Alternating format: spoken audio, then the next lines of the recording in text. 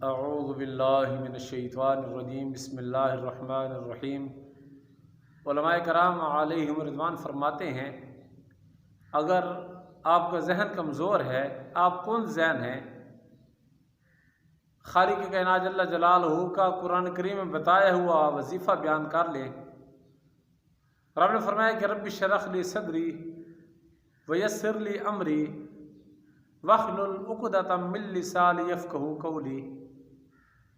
ये कलिमात सुबह और शाम 21-21 मरतबा बयान कर लें इंशाअल्लाहुल अज़ीज़। अगर आपके जहन का मसला है तो खालिक़ कायनात जल्ल जलालहू आपको कवी हाफिज़ा अता फरमाएगा।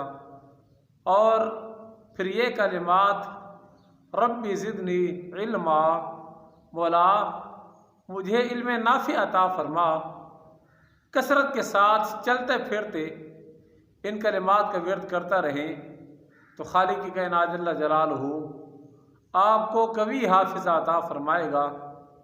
अगर किसी शख्स के सर में दर्द हो, वो अपने माथे पर हाथ रखे और फिर सूरह फातिहा शरीफ 3 मरतबा अव्वल आखिर एक मरतबा दरूद शरीफ पढ़े, पानी के गिलास पर फूंक मारे, वो पानी पी ले तो खालिक़ कायनात जल्ल जलालहू सेहत कुली अता फरमाएगा। वाखिर दावाना अनिल हम्दुलिल्लाहि रब्बिल आलमीन।